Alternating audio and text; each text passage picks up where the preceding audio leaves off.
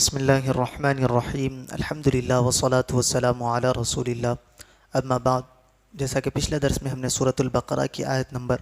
106 اور 107 کی تلاوت ترجمہ تفسیر سماعت کی، جس میں اللہ تبارک و تعالیٰ نے ارشاد فرمایا کہ جب ہم کوئی آیت کو منسوخ کر دیتے ہیں یا لوگوں کو بھلا دیتے ہیں تو اس سے بہتر یا اس جیسی اور آیت لے آتے ہیں۔ کیا تمہیں معلوم نہیں کہ اللہ تبارک و تعالیٰ ہر چیز پر قدرت رکھتا ہے؟ پھر اس کے بعد دوسری آیت میں ارشاد تھا، کیا تمہیں معلوم نہیں کہ آسمانوں اور زمینوں کی بادشاہی اللہ ہی کے لیے ہے اور اللہ کے مقابلے میں نہ کوئی تمہارا حمایتی ہے اور نہ کوئی تمہارا مددگار ہے۔ اب اگلی آیت میں ارشاد ہے،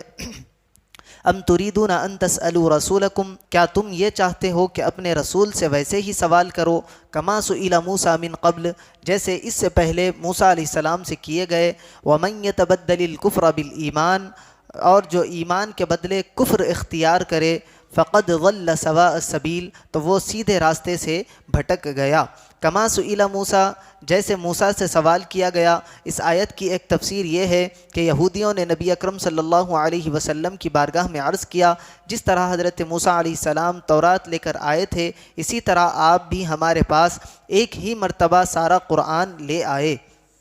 بعض نے یوں کہا کہ ہم آپ پر اس وقت تک ایمان نہیں لائیں گے جب تک آپ اللہ تعالیٰ اور فرشتوں کو ہمارے سامنے نہیں لے آتے۔ ان کے سوالات کے جواب میں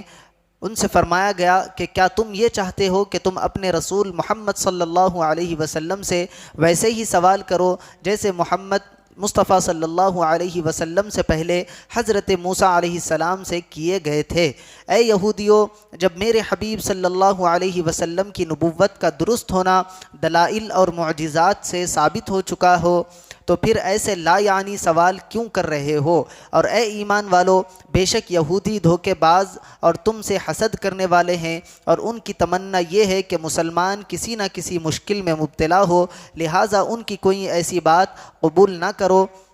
جو بظاہر نصیحت لگ رہی ہو، اور یاد رکھو کہ جو ایمان کے بدلے کفر اختیار کر کے اپنے دین سے پھر گیا تو وہ سیدھے راستے سے بھٹک گیا۔ دوسری تفسیر یہ ہے کہ یہ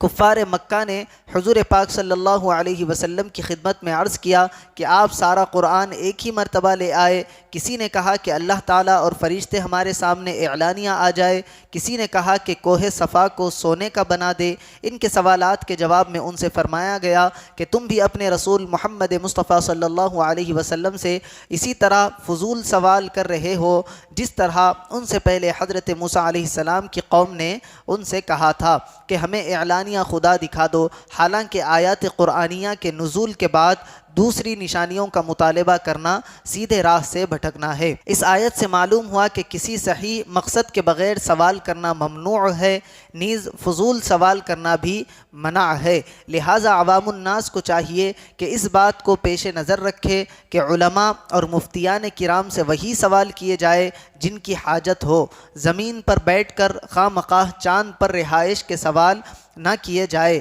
بعض لوگ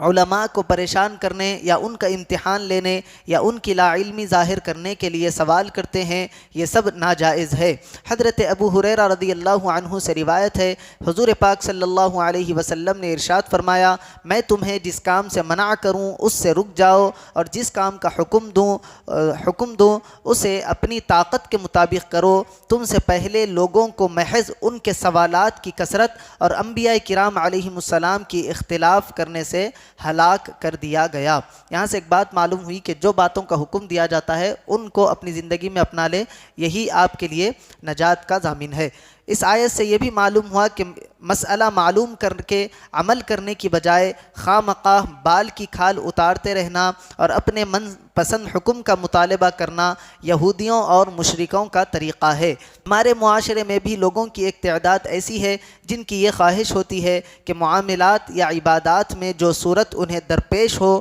اس میں فتویٰ ان کی مرضی کے مطابق اور پسند کے عین مطابق ملے، اور اگر انہیں کہیں سے کوئی ایک ایسی دلیل مل جاتی ملتی ہے جو ان کے مقصد و مفاد کو پورا کر رہی ہوتی ہے تو وہ اسی پر اڑ جاتے ہیں، اگرچہ اس کے خلاف ہزار دلائل موجود ہو، لیکن وہ چونکہ ان کی مراد کے خلاف ہوتے ہیں اس لیے انہیں قبول کرنے پر تیار نہیں ہوتے، اور ان کے بارے میں طرح طرح کی الٹی سیدھی تعویلیں پیش کرنا شروع کر دیتے ہیں۔ اللہ تعالیٰ ایسے لوگوں کو ہدایت عطا فرمائے۔ اللہ تبارک و تعالیٰ سے دعا ہے کہ اور سننے سے زیادہ اعمال صالحہ کی توفیق عطا فرمائے۔